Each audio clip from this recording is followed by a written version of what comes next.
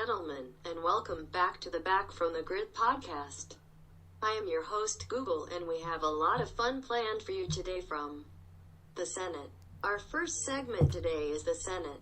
Our next segment is the Senate, and the final but best segment we have for you today is the Senate, your mom. God.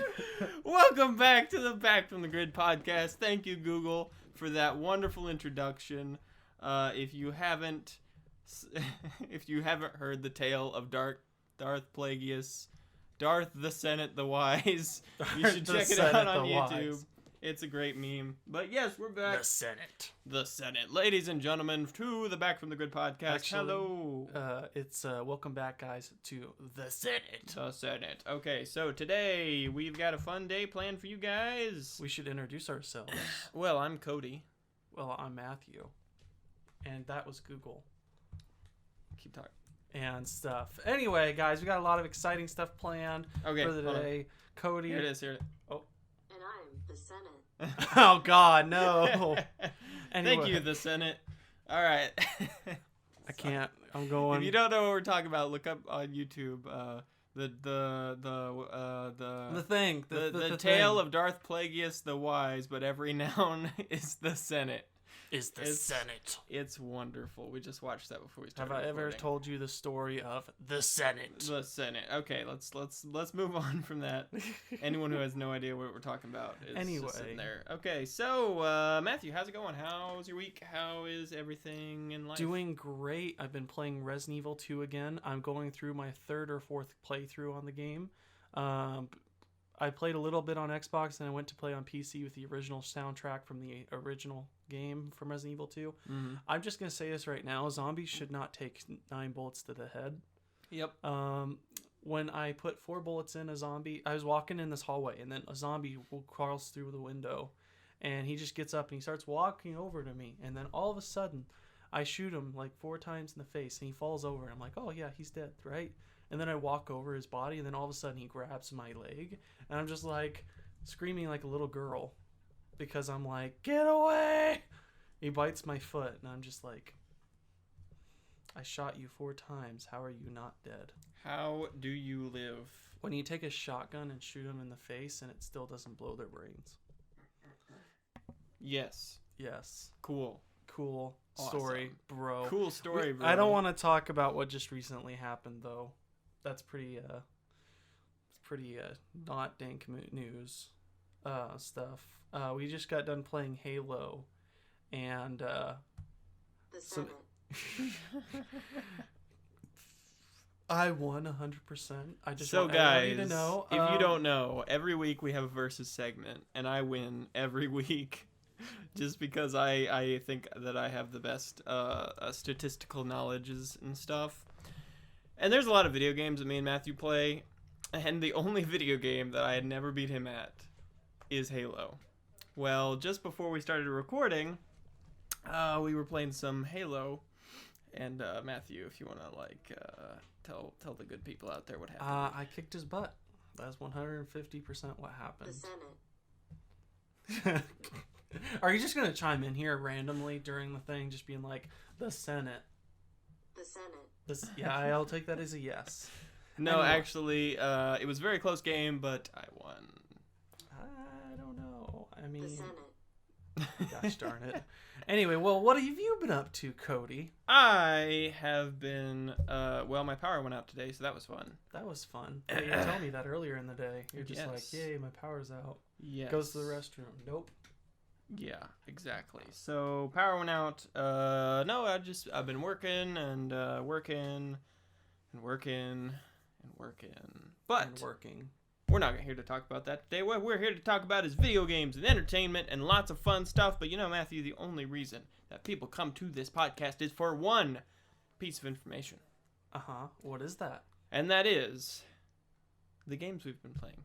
This Uh-huh. week. Yeah, so what have you been playing, man? That's what I just said. I said no, Mountain Blade Bannerlord is out in 40 days. 40 days, guys. 40. That's less than 41. Almost a month, Cody. Almost, Matthew. What are you going to do when it's out? I'm probably not going to play it. at first because I'm really busy right now, but I will get to it. I thought let's rewind back quick to the very first. You're just like, as soon as the game comes out, I'm gonna like play the crap ton out of it. Because that was back when I thought graduation meant lots of free time. It does not. I can assure you of that. No, not does not. But your free time then gets proceeded to get eaten up by work. Lots of other stuff, work and life, and anyways. So, the games that I have been playing, you've been playing some Resident Evil 2. Well, I have been playing some Halo just now. That's about it. That's about it, everybody. Wait, no, I did play something else. But I cannot remember what it is. So let's continue, because for whatever reason I can't think of brain power. Anyways, so this is great. I almost said live stream. My goodness. This is going to be the best live streamed. podcast. We did our live stream ever. Last week, which was awesome. We actually did have a couple of viewers watching. And to those people, thank you guys so much for participating in our first major live stream. And our second one, which went awesome.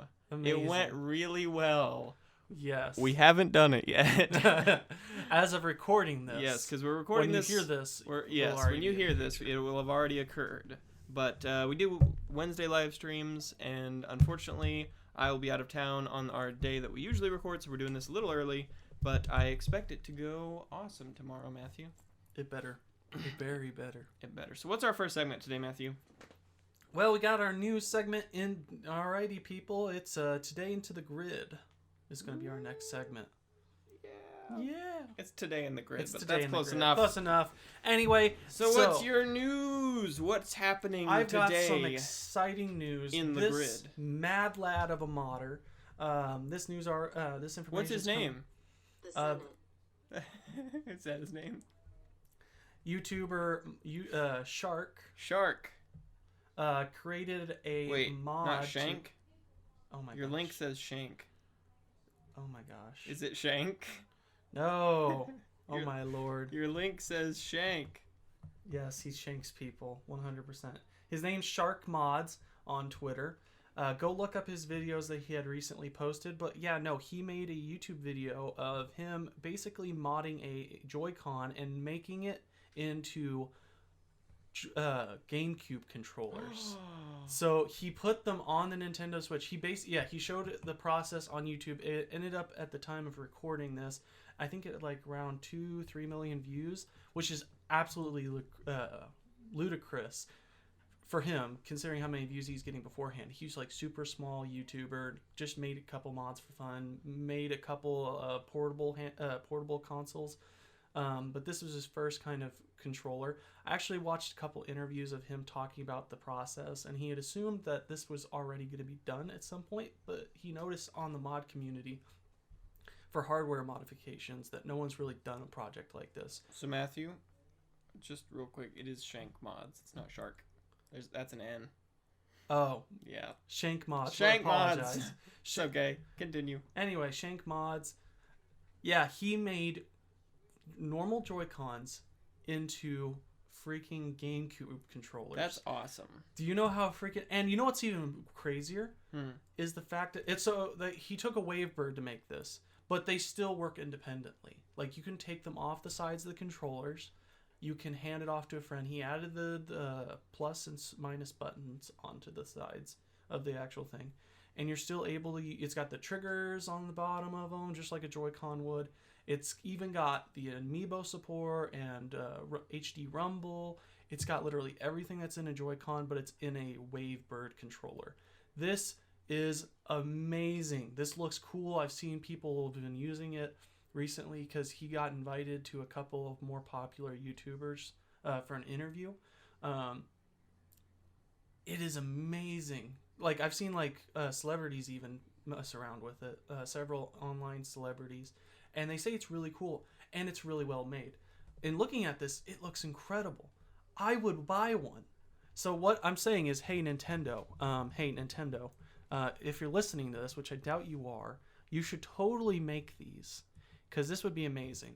And I mean, it's not that they couldn't. I mean, you know, ever since the Nintendo Switch got announced, they've been experimenting with controllers, but we've really only gotten a couple of controllers. So like the Nintendo Switch Joy-Cons, and then we got a Hori, and that's the game company's name is Hori, Hori, and they made a Joy-Con like for $20, and it was like really cheap, but it was really good. It was just a wired one you put in. But we haven't really seen anything other than that, and other than a couple of NES Classic controllers for the Switch. So what do you think of this, Cody? Well, I think that this is such a good idea. There's no way Google. I was just thinking of a certain thing. The Senate. And no, I don't. I think it's such a good idea that there's no way Nintendo will do it properly, because if you remember the fiasco that happened with their little tiny NES minis, how they didn't make enough because they wanted it to be like high value or something stupid like that. This is a great idea. I love this. The GameCube was an awesome console. Brings back a lot of nostalgia, which we're not talking about this week, but we are kind of right here. I think it's a great idea. I don't know how well those GameCube Joy-Cons would work for Switch specific games, but in a game where you're using the Switch in the way that you need like both controllers on both sides, I think it could work just fine, and I think it would be really cool. Depending on the price, I would probably purchase it if I had a Switch, but I imagine that something custom like this would be a fair amount of money. Probably like $60. Yeah, I'm not dropping $60. That's the price of a game. I could put that towards getting an actual Switch. But no, overall, I think it's a great idea. And good job to Shank Games for Shank Games or Shank Mods. Shank Mods, sorry. Shank Mods on Twitter. Go check them out at Shank Mods. No, not sponsored or anything, but yeah, that's really cool. Hey, and Shank, if you want a business inquiry on selling us a pair of because you those, listen to our podcast, of course. Everyone does. So now the real question is, what other controllers would you guys want to see? Dude, N64. Put N64 on there. There's actually a picture at the very bottom of this article. Somebody's like, give the gamers what they want. Yeah. Oh my God, the way they did that. That's horrible. It looks That's wonderful. Horrible. That's awful. But I love it. But I love it. Yeah. Anyway, so let's move on to the next story. Cody, let's get right into that news. Oh, dear. Okay, so... I said right into that news. Yeah, I know. So my story is both a awesome story and a sad story. Oh God, let me get the tissues. First of all, I think everyone should be familiar with Studio Ghibli. Now, if you're not, I will remind you of some of their amazing works. This studio apparently is sort of like shut down right now because the guy running it retired or something, but regardless of situations, because there's rumors and things, they have made some amazing works of film and entertainment media. If you don't know, My Neighbor Totoro, Spirited Away, Mary and the Witch's Flower, Howl's Moving Castle, Ponyo.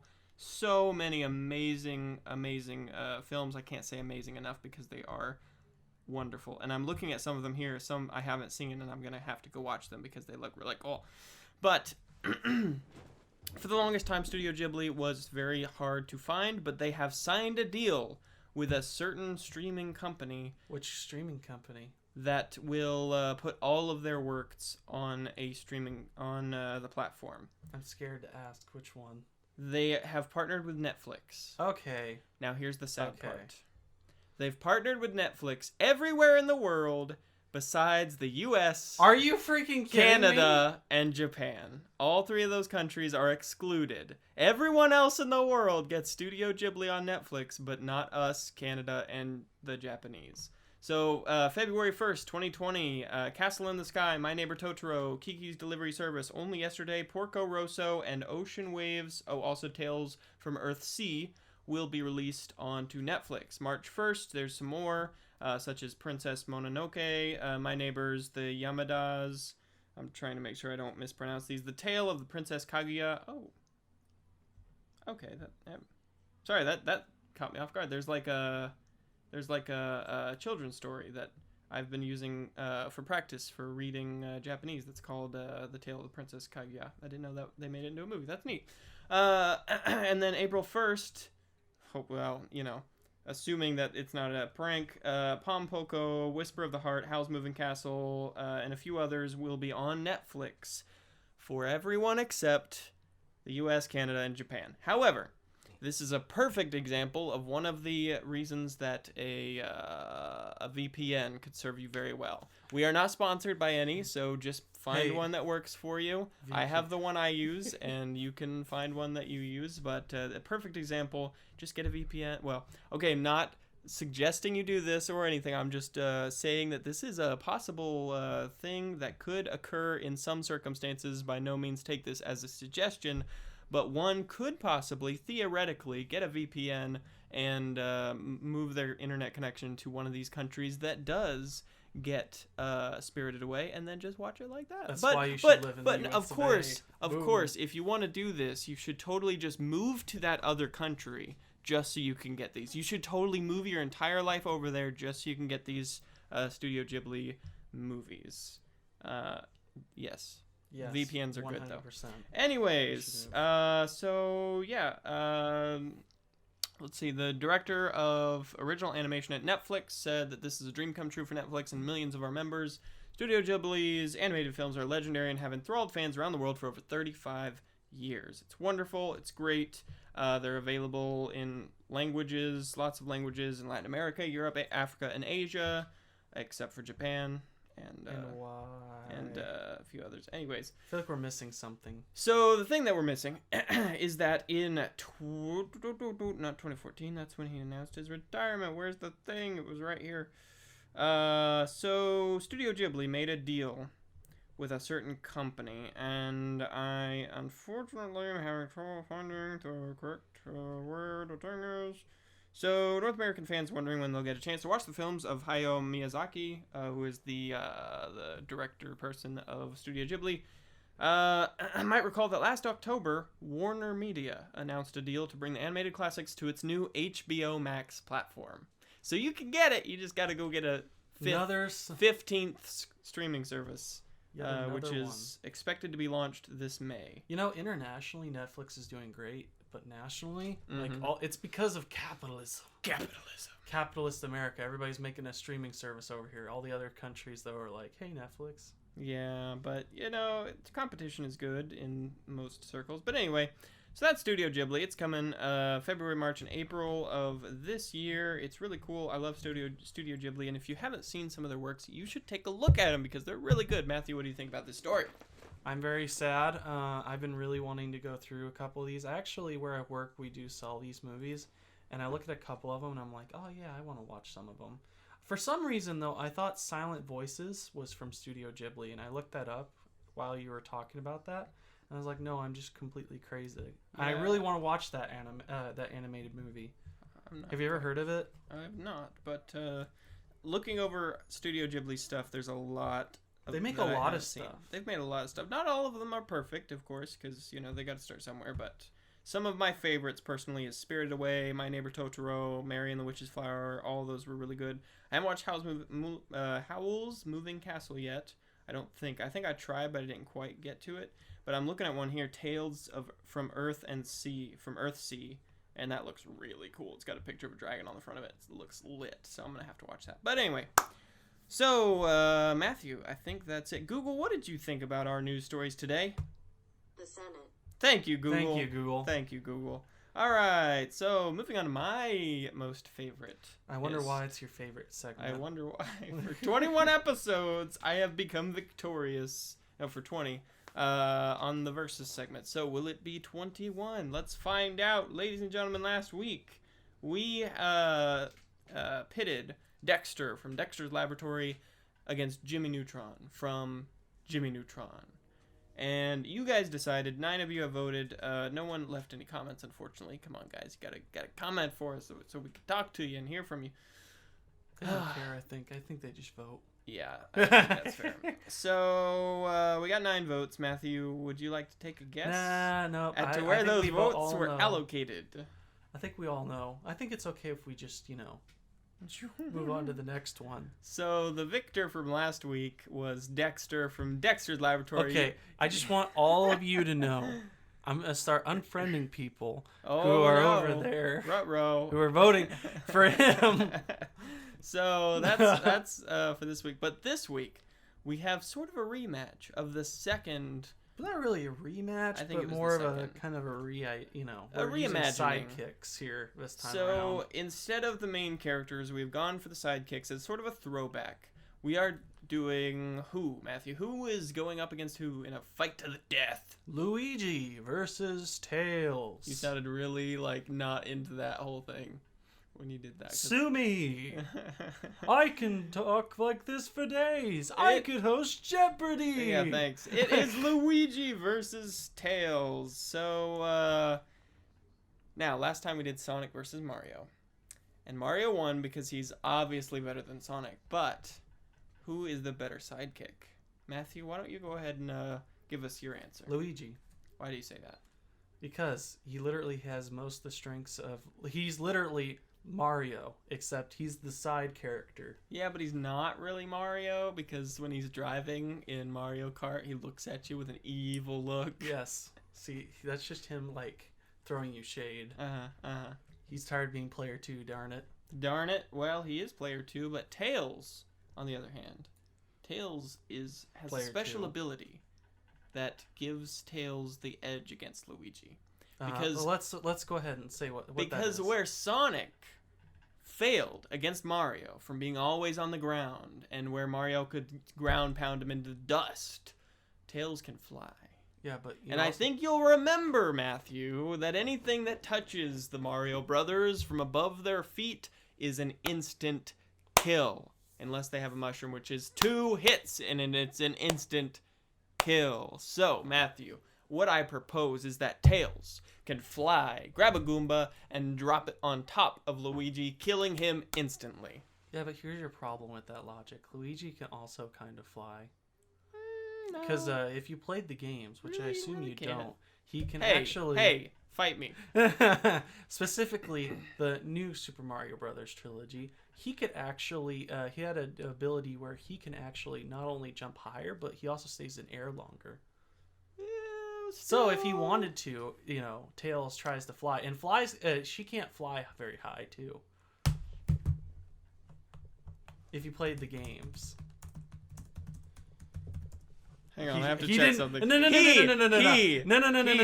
You don't get to research that, sir. No, I was looking up his gender because you said she. Tails is a he. Thank you very assumed much. gender. Yeah, don't be assuming his gender. It's God. he. Come on, man. It's made it very I'm clear. sorry, but he looks So feminine. rude. So rude. Oh my gosh. Anyway, besides Matthew's sexist assumptions, Luigi would get wrecked by Tails because Tails has the power of flight, and he could use that power against Luigi whenever he needed to. And also he... Wow, Matthew. Wow. I'm sorry. Being so corrected myself. disrespectful to a cartoon character. Come on.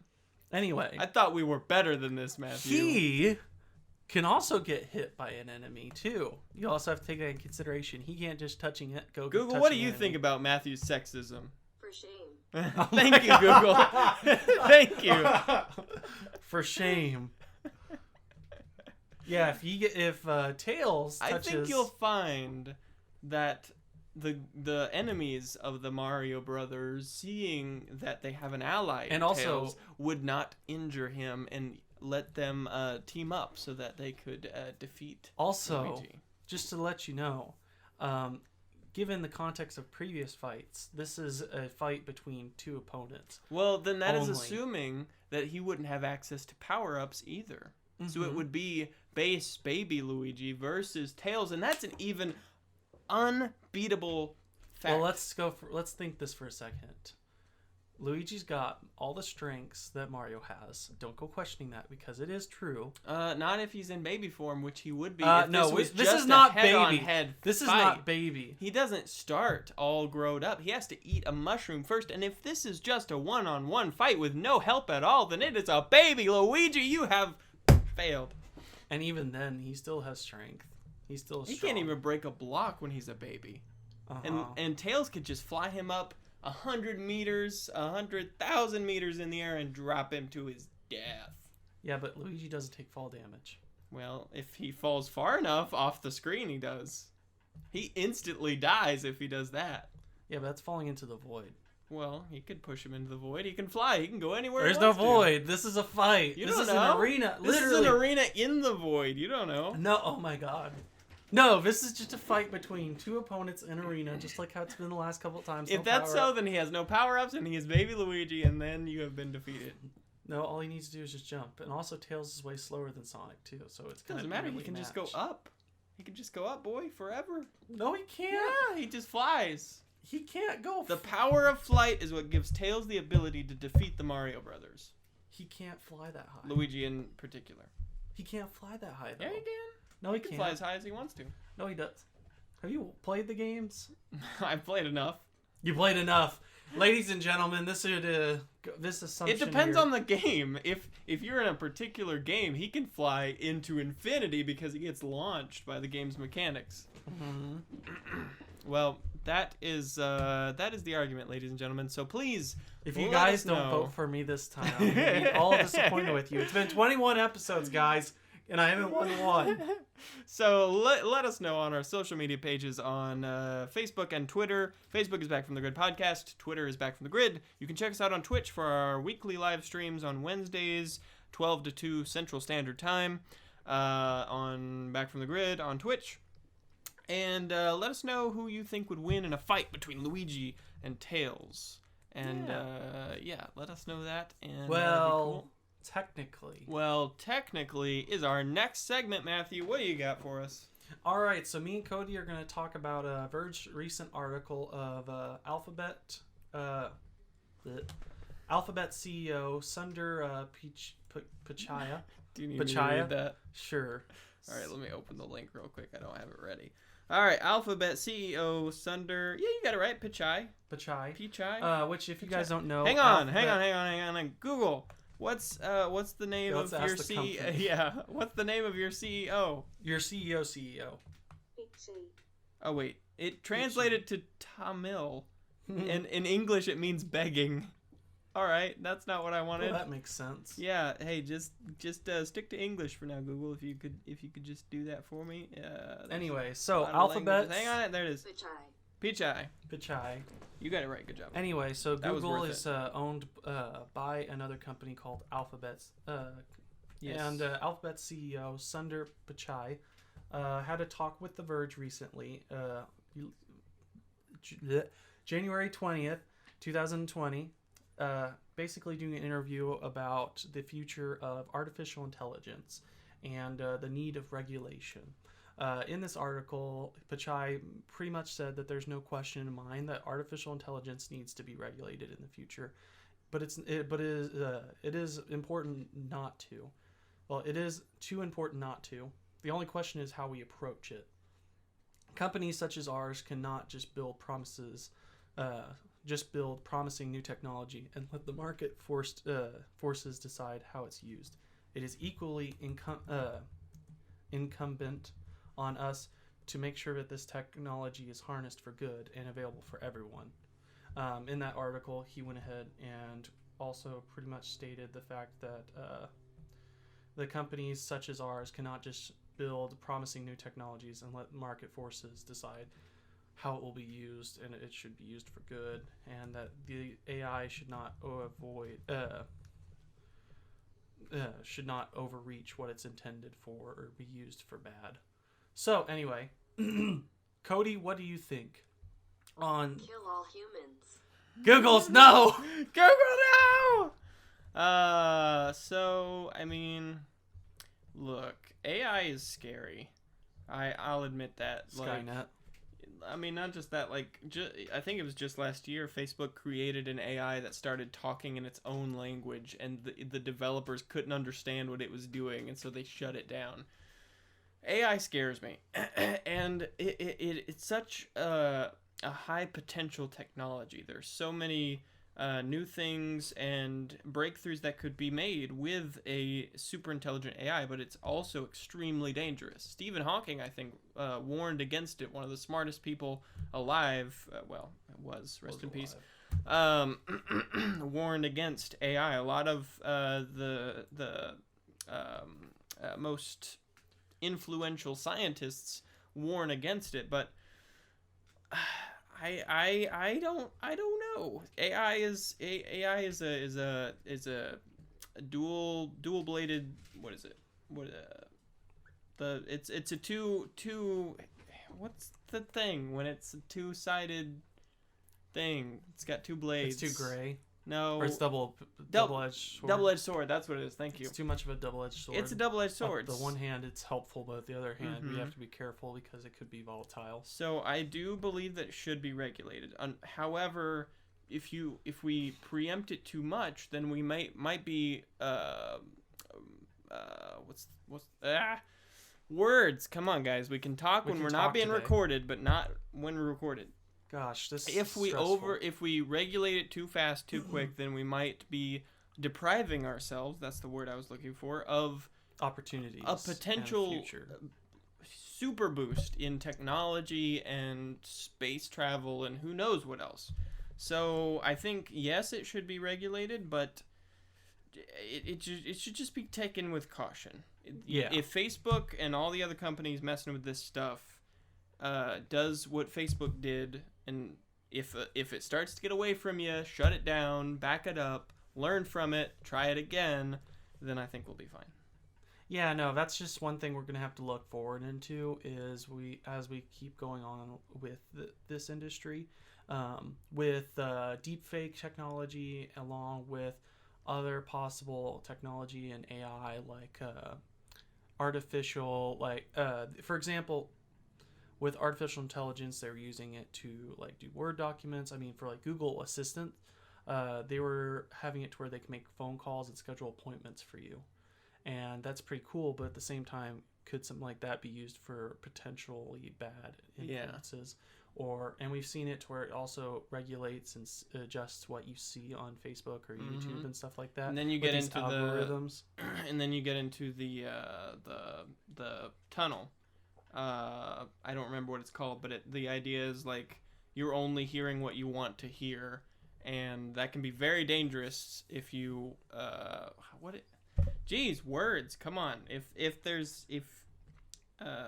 you're in the sound tunnel or whatever it's called, but the idea is if you're only seeing the side of the story you want to see, then you won't ever have a complete picture of the situation and won't be able to make educated decisions based on facts. And we can already see that happening. There's already so much quote unquote fake news and red herring things that fly around the internet. It's hard to establish what the truth is, and if there's an AI working to hide the fact that there's a super intelligent AI out there killing people, I mean that's how it starts. There it is, Skynet. The singularity, and all of the nastiness. But I don't know. I'm interested to see how it happens, and if the AI take over and they build the Matrix, and I can place go into this giant virtual world and play video games, then sure, plug me in, I don't care. Oh god. But yeah, no, we got a lot of I have to say, like, going forward, it's pretty scary. I really do not want to see a future where robots like rise up and like destroy all humans. But I mean, whatever happens, and hey, look on the bright side. With the way technology is going, we're looking to have a moon base here in the next few years, and that's freaking cool. Was that you? Maybe. Yeah, that's me. But that's freaking cool. Google, no. All right, let's move on to our next segment, Matthew's favorite segment, his baby. What are we doing? Alrighty, Cody. I think you know what to do. Got me off guard here. There we go. Start the segment strong. LPIAY. LPIAY. No, hang on. LPIAY. No! Google, how could you? How could you? LPIAY. No! You fixed it and now it's broken again. It's okay. We got a recording. We have it recorded. Okay, so we'll have to use the recording from now on. But yeah, LPIAY. Well, that just ruined everything. I'm so sad. Darn it. All right, Matthew, what are we doing? Alrighty, so last podcast we asked you guys, it's not really we, it's I, asked you guys, what is better, Android or iPhone and why? And none of you commented. None of you at all. Come on, guys. Come on, darn it. That's Okay. all right. That's okay. It That's happens. fine. So me and Cody will discuss. Yes. This is kind of unfair, though, to iPhone users. To anyone that's listening from an iPhone, we're Yeah, because sorry. you're not gonna have. You're not going to have any a voice. discussion for you. So you might just want to skip ahead. Okay. I will say, the iPhone is good. It's a good piece of overpriced, technology. but No, it's- sure. Let me say my thing. I'll let you say your thing. The iPhone is a good product. It's well made. It takes awesome pictures. It works. It's accessible. It's a good product. Apple as a company is horrible. Is awful. They treat people like garbage. They scam people by slowing down their old systems. It's the operating systems are so proprietary that there's no wiggle room at all, and you can only ever use Apple products, and then you have to buy an adapter for your adapter in order to adapt your headphones to stick into the freaking thing, and they're looking to change it all up, and it's not cross-compatible, and it's just too expensive. They really like making you pay money for their stuff. My problem is with Apple. Hi, all you Apple podcast listeners. Bye, all you Apple podcast listeners. I have a problem with Apple. I don't like Apple, but that's why I like Android better than iPhone, because I don't like Apple as a company, personally. They make good stuff. I'll admit, they make good stuff. Hey. But I don't like them as a company. At least they have 120 frames per second Fortnite. Exactly. There we go. Exactly. So there you go. You guys have an edge. So why do you like Android better than iPhone? I thought we both like Android. Yeah. Okay. I do. What's better? I asked you, why do you like Android better You're than able iPhone? to customize it way more in depth. You could change the home. You can change the lock screen. You got a lot more options. You could download apps off of the store, so you can download other stores, not just Google Play Store. You're not just locked down into one ecosystem of paying for apps. You can get multiple other stores. You're able to make and customize your own apps on your phone. You get developer settings out of the box, so you can develop for apps for smartphones, while you have a smartphone. And that's something that's on a majority of all Android phones. You get really good updates. Some of them take a while depending on which Android phone. And I'll they admit, have better camera, better hardware. Androids and can be aren't faster. perfect. No, the iPhone's new camera system is pretty decent. Yeah, but you want to know which camera? You want to know their night mode that's on their software? You want to know who came up with that first? Who did that? Google. Wow. Google Okay. Pixel phones was like reigning supreme. But that's not to say that anyone that has an iPhone is like a horrible person or anything. If you love the iPhones and you love Apple, that's great. I'm happy for you. I'm glad that you have not experienced what we have experienced with them. And I hope your experience continues to be positive with them. In the end of the day, it's just a phone. So, yeah. Whatever you use, whatever you're comfortable with, more power to you. But we like Android. Okay, So, anyway, what's the next question, Matthew? Next week's question is going to be, would you survive a zombie apocalypse? If you, why or why not? Go ahead and give us your answers. This will be entertaining. I'm expecting you to get creative. Come on. Answers, people. We want paragraphs, people, in our comment section. I want novels. We want novels. Give us 10 pages and we will read this is your homework. all of if you don't, it. I'll give you an F. All of it. Anyway, Okay. give us your answers down in the comments below or on our social media platforms with the hashtag LPIAY. And Matthew, what are our social media platforms? God dang it. You're going to put me on the spot here, aren't you? So Facebook is Back from the Grid podcast. Twitter is Back from the Grid. And Twitch is Back from the Grid. Come check us out, guys. Yeah, we do live streams every Wednesday. Every Wednesday, as long as things work out. 12 to 2 p.m. Yeah, so we got a lot of exciting stuff going on. We're playing Portal.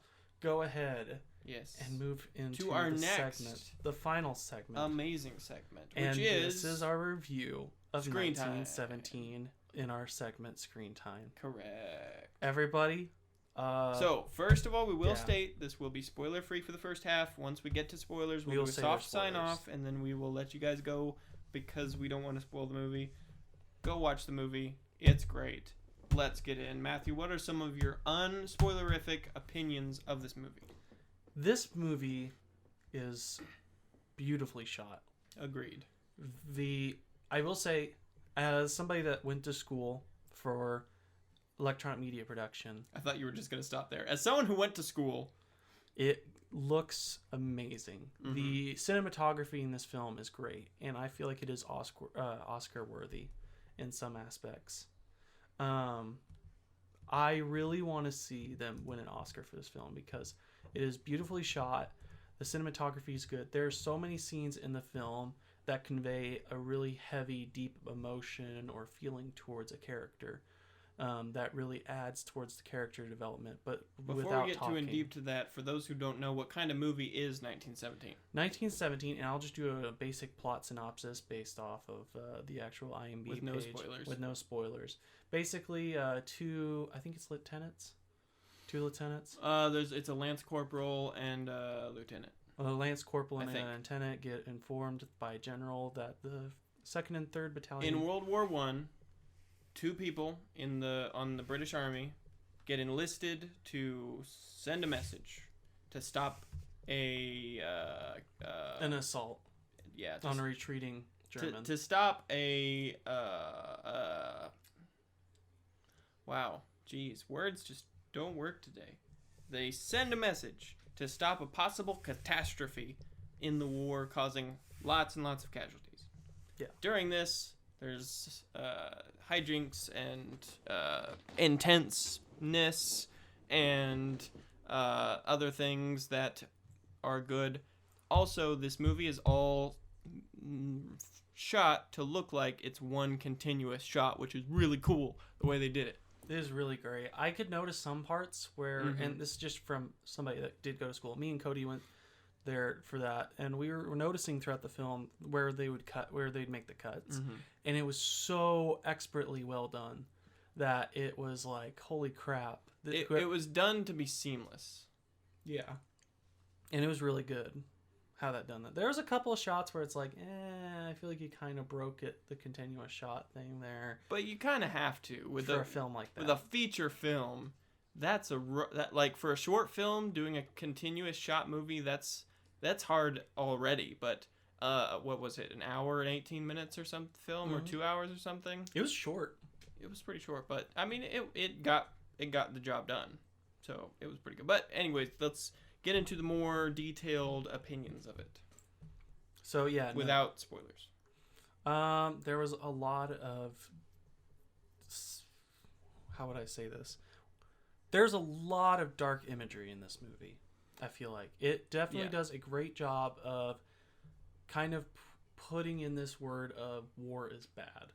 It is most certainly a war movie. It is a most certainly a war movie. There's a lot of, not with spoilers or anything, there's a lot of scenes of brutality, violence, blood and gore. There's a scene, particularly in the movie, which we're not going to talk about. Lots of dead bodies. With a dead body that kind of disgusted me a little bit early on in the movie. But yeah, there was a lot of interesting scenes throughout the movie. And there was really deep emotional moments in this movie. I understand some war movies, they do rely on that emotional drive to kind of give you that story. But I was really shocked with how this movie executed some of its scenes. I know Cody I remember getting into the movie theater, and you said it was a little bit like, what's the word? Predictable with one scene. Yeah, which we're not going to go in detail. A little bit of the movie is predictable, but honestly, when you've studied how to make movies, as we've mentioned way too much, and when you've seen a whole bunch of movies, they do become predictable. But even though parts of this movie were predictable, it was still, from a objective viewpoint, it was still a very enjoyable movie to watch. Again, it's sort of a darker movie. There was some moments where it got slow. Some moments, but I mean, that's gonna happen. They did a really good job. Something I wanted to mention before we go to spoilers: The sound design in this movie was excellent. Yeah, Was excellent. No, I agree 100% There were parts on in this that. movie that you would have been entirely lost had they not stuck to the quality of sound design that they needed. The music, bringing in the tension was great. There was one scene where the music was a little bit overblown, in my opinion, and was kind of overshadowing like everything happening on screen. But I think I know which one you're talking yeah, about. most of the sound design was excellent, and it drew you in to the movie. Overall sound design excellent. Cinematography was excellent. The direction was pretty good. The acting was pretty good. Generally a decent movie to watch. I would recommend watching it in theaters because I feel like you're going to get a better experience in a theater. But if you still just watch it at home, it's still a great movie, and I think that's everything we have for non-spoilers, unless you had something else you wanted to add real quick. That's about it. As much as I want to talk, because I'm kind of really holding off on telling spoilers, which is kind of hard with this film. Yeah.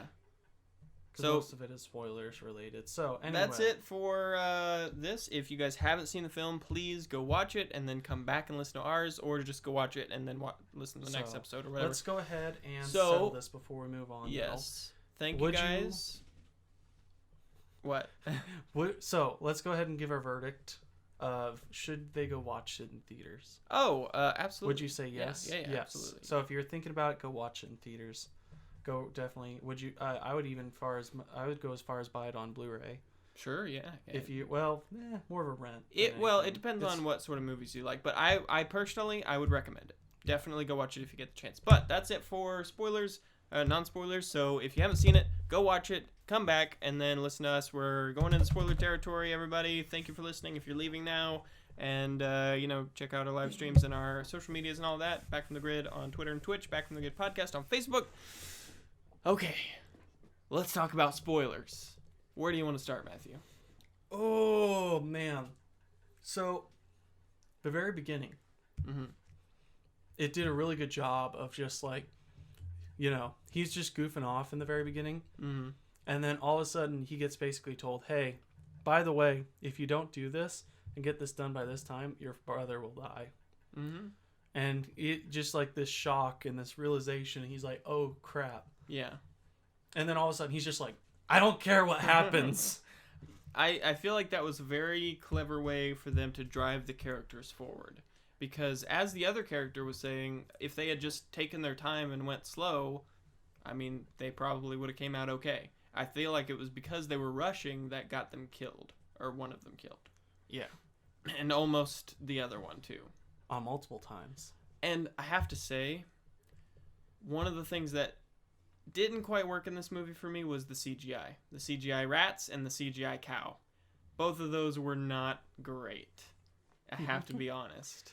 So the cow, like, I wasn't get a real cow. There are cows out there you can rent. Just get a real cow for that shot. My goodness, it doesn't need to be CGI. That hurt. And then the rats were okay, but it didn't even look visually like the rat tripped the tripwire. They just, oh look, moving rat. Boom. And they didn't like pull the wire at all to make it look like it moved. And I felt like the CGI could have been better, or just could have done without CGI. You don't need it for this, in my opinion, personally. That kind of threw me out of the movie. That should have been more of a practical effect. Yeah, I feel like they should have done more practical effects with this movie. But then again, it's kind of hard with a single, like what they were wanting to do. That's true. Because that would add even more stuff onto what they were doing. And I suppose you can't really control what a cow is going to do. You could just get that one scene because you're doing the whole scene, and then you've got cow butt. And it's just cow butt. But, I feel like the scene with the cow, they could have got a real cow, or at least like a statue cow. It didn't even have to be a real cow, just a statue cow. Or like an animatronic. Animatronic, yeah. Yep. But besides that, what were some good points, do you think? The death, I know it was kind of blown out and just kind of like, when he died from the pilot, that was kind of predictable. I'll admit that to some degree. I will say something interesting about that death is with the fire in the background, I thought something as soon as the person sitting next to me like whispered it, and he was bleeding out and holding his wound, and I thought in my mind immediately, go cauterize it. There's Yeah, a that's fire right well, there. I will and say- then the dude next to me whispered out, just cauterize it. It's like, yeah, just Well, I will say, cauterize it. with cauterizing it, first off, that's super sketchy, especially back then, because of one reason. You can get that infected. And if he gets a wound like that infected, he's screwed.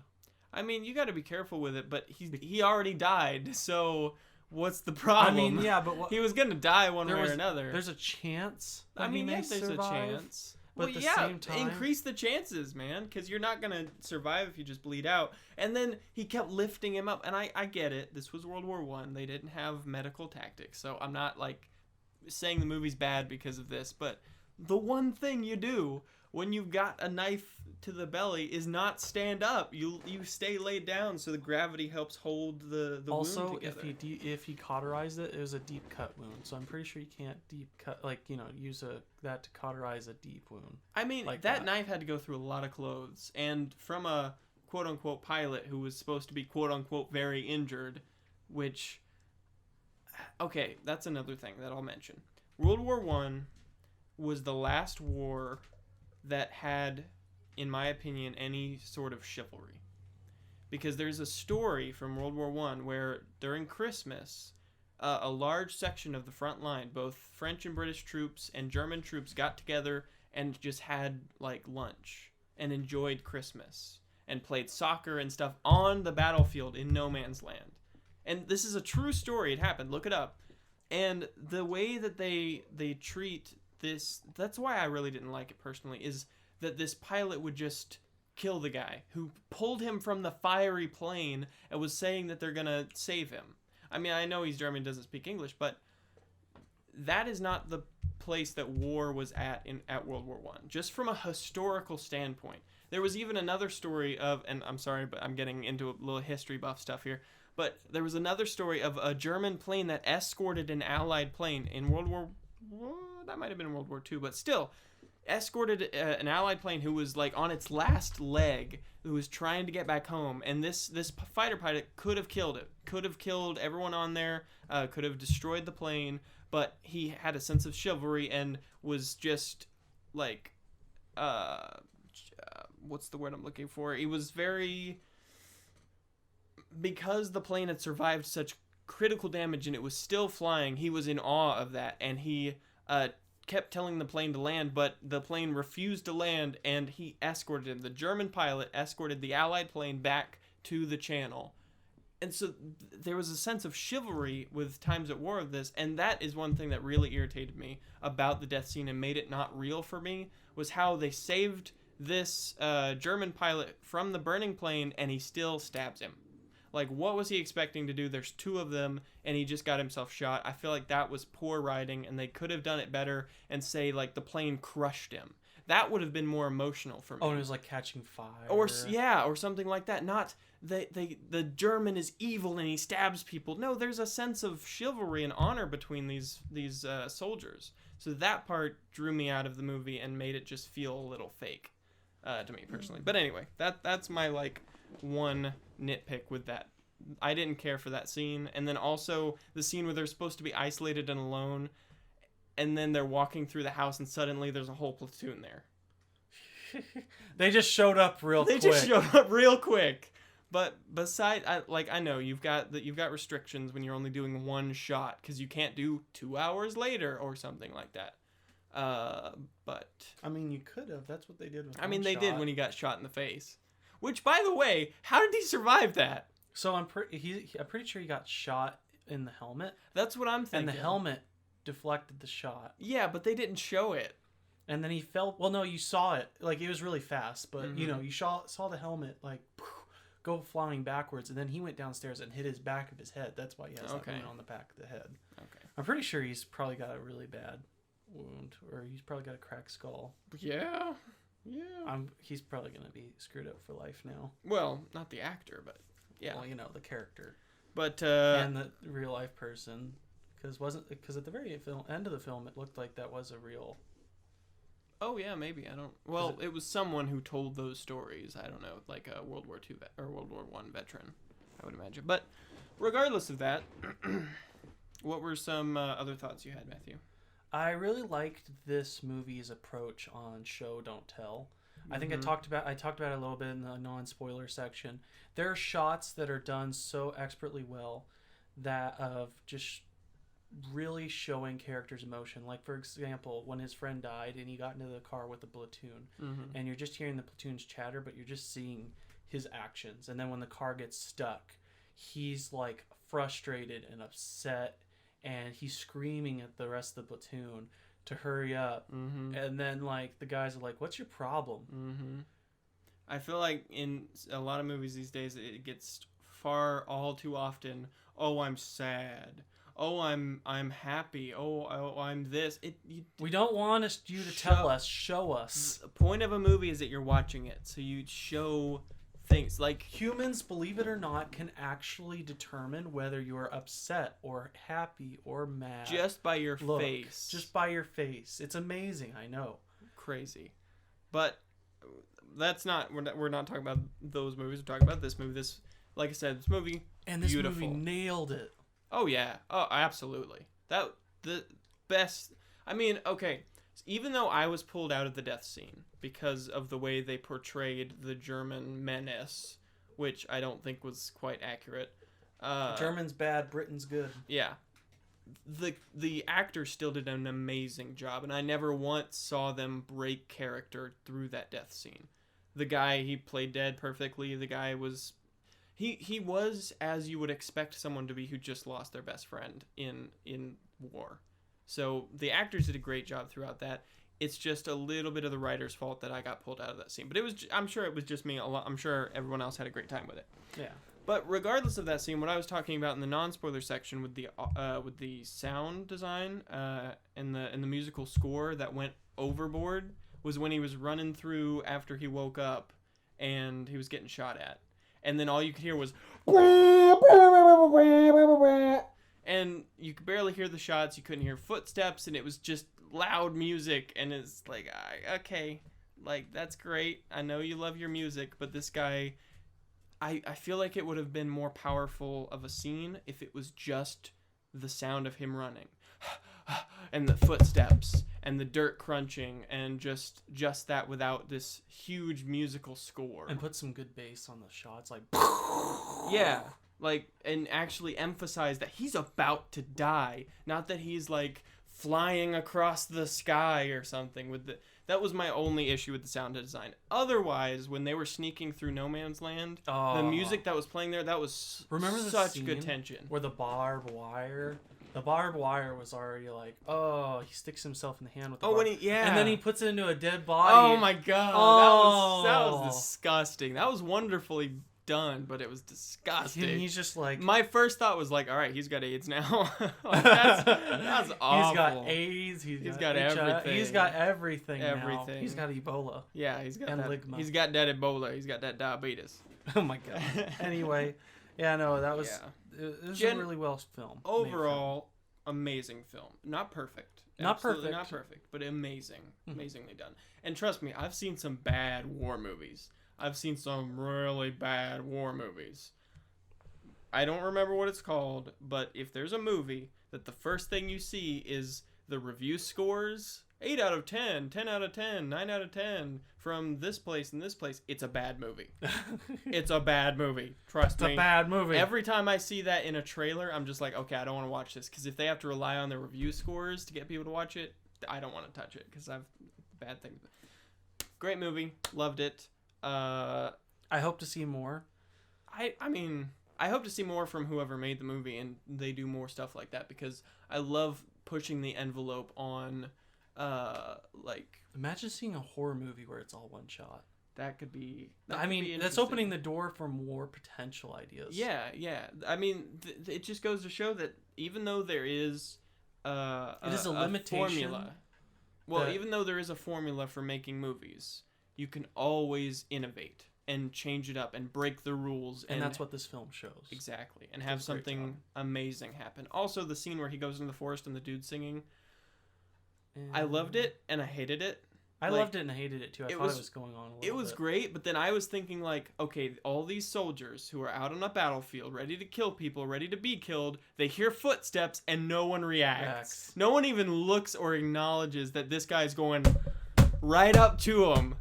I mean, I know somebody's singing, but dude, you're in a war zone and somebody's walking up behind you. I would have given the movie a lot more points if everyone in there had just turned around and pointed their guns at me. It's like, who the heck are you? Yeah. But I don't know. It was a good scene once you got past that part.